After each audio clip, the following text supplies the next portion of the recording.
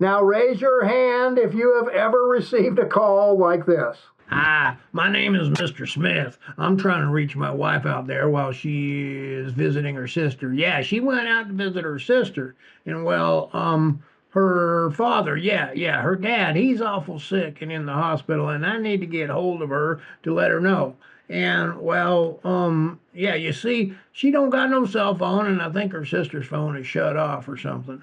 So I was going to just fly out there and let her know, but I don't know the exact address of her sister. How much would you charge to find that address for me? Yes, I see all of you with your hands up. This is one we get all too often, folks. Now, in our sample call from Mr. Smith, well, he seemed a bit shady, didn't he? If he didn't, then perhaps you were not listening close enough. Let's decipher his call a bit. First, his name. Come on, folks. How many Mr. Smiths have you had call you over the years, and how many turned out to be legitimate potential clients?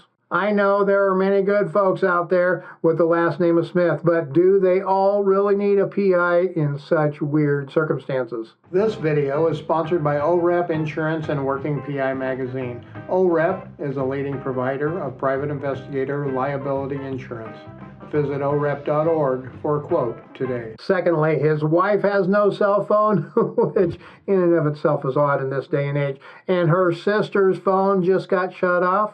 What a coincidence. Sometimes the caller in these types of calls says their wife, their girlfriend, or whomever broke their phone and they're shipping a new one and can't get a hold of the other person to get the address. What other weird scenarios have you heard on the phone from someone who needs you to find somebody? I seriously want to know. Go down and let me know in the comments below. Now, Mr. Smith is such an upright person, he is going to just fly out and let her know about her father being in the hospital. How sweet is that? But then the father would also be the sister's father too, right? Okay, I think you're getting the idea here, folks. Mr. Smith, in case you didn't know, is a fictitious person. He didn't really make that call. But you know what? We get those types of calls all of the time. And you want to know what else? They can come under any umbrella with many scenarios. I have had people tell me they need to reach out to a long-lost friend, an army buddy, and a strange relative, a relative they haven't heard from in years,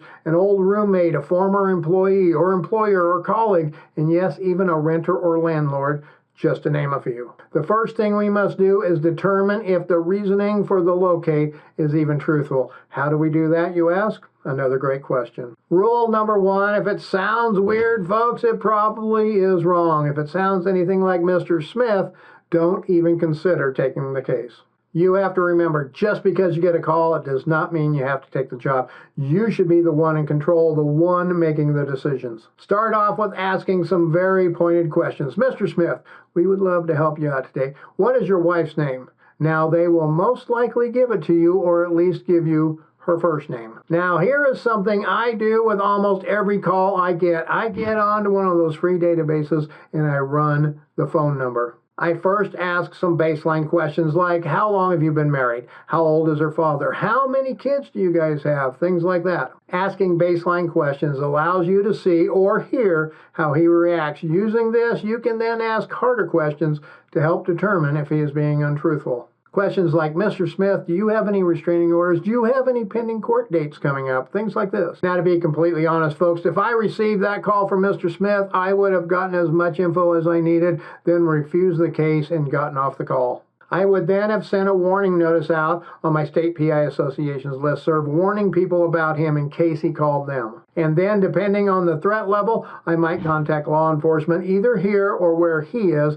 and possibly even contact his wife to give her a heads up. Now, let's say all of the questioning leads you to believe it may be a legitimate case. Then what? Well, first off, you should never, I mean never, say it with me, never just look up someone for your client and give them the info. Now, obviously, if you are working for an attorney, a law firm, an insurance company, then of course, it makes sense to pass that information on. But for those individual clients, no way, I never do it. I would tell the customer, this is what I can do for you. We can conduct what we call a locate and contact investigation. What this means is you, Mr. Client, can provide me with a letter or a message that you would like to pass on to the other person. We will then locate the individual and contact them on your behalf and provide them with the letter or message and ask them to contact you if they wish to do so and provide them with your contact information. Now, if they immediately back off from this and get defensive, you know the client may have ulterior motives. Now, here is one of the biggest pieces of advice I can give you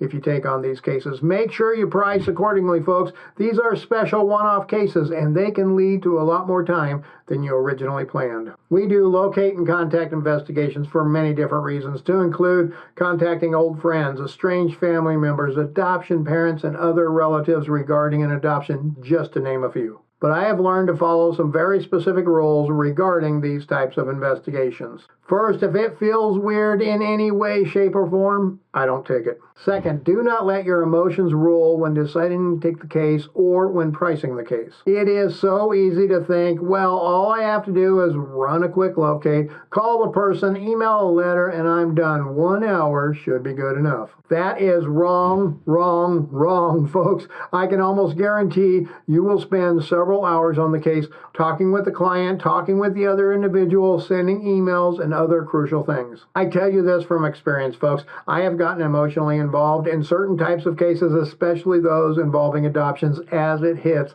a personal sensitive nerve. And I just want to help. Then I find myself in this seemingly endless role of liaison between two people, and I realize I charge for a couple of easy hours of work, and now I'm at 5 hours into the case. I now have flat rates I start with that are about 5 hours of my regular rate plus about 20% for these types of cases. I learned a long time ago, special cases deserve special pricing because they require special handling and will most definitely interrupt your day-to-day routine work. Now let's take a look at Jan's question again. If a landlord wants me, a private investigator, to track a relative of an ex-tenant who passed so they can get permission to dispose of things, can the landlord expect the PI to get the relative to sign off something like that, or is that just the landlord's responsibility? First off, Jan, make sure the landlord is legit. Check the public records, make sure they own the property, make sure the decedent does show as having lived there, things like that. I'm sure you've already done that, but just for everyone else's benefit, I wanted to name a few things that you can do to vet the landlord. As for the question of whose responsibility is it to contact them, well, that is up to you, Jan. If it were me, I would only do it as a locate and contact type of case, and I would price it appropriately. If the landlord wants a document signed, then you are looking at hiring a mobile notary, most likely, as well another investigator to make that in-person contact if the person or persons are not in your geographical area.